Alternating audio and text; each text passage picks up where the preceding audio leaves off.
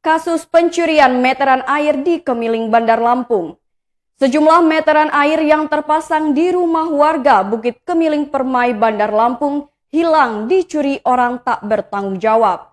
Saat ini aparat kepolisian masih menyelidiki pelaku pencurian meteran air tersebut, meski warga tidak membuat laporan terhadap polisi. Kapolsek Kemiling, Ibtu Irwansyah mengatakan sedikitnya ada 8 rumah yang menjadi sasaran pelaku pencurian. Namun menurutnya pihak PDAM Wairilau sudah mengganti dengan unit baru meteran yang hilang tersebut.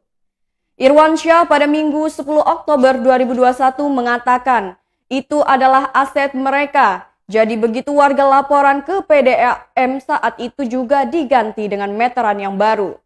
Irwansyah menyatakan dari hasil penyelidikan pihaknya mencurigai pelaku pencurian dengan modus mencari barang bekas atau rongsokan.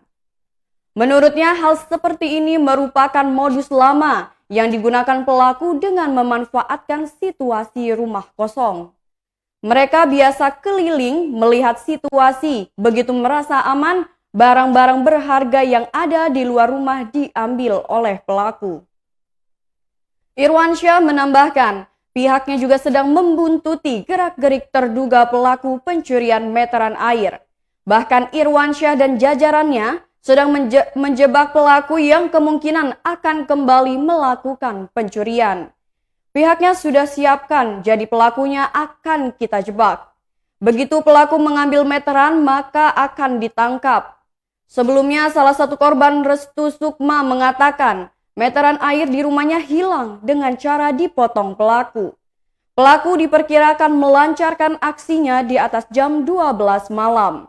Restu mengatakan kalau di bawah jam-jam tersebut, di tempatnya masih ramai anak-anak muda nongkrong. Sementara ketua RT setempat, yakni Slamet Nuprianto, membenarkan hal tersebut.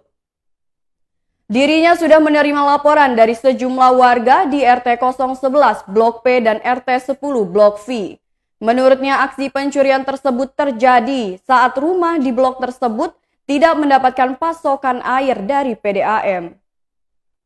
Slamet mengatakan bahwa posisinya waktu itu giliran air di rumahnya yang mati. Jadi awalnya warga tidak tahu kalau meterannya sudah dipotong.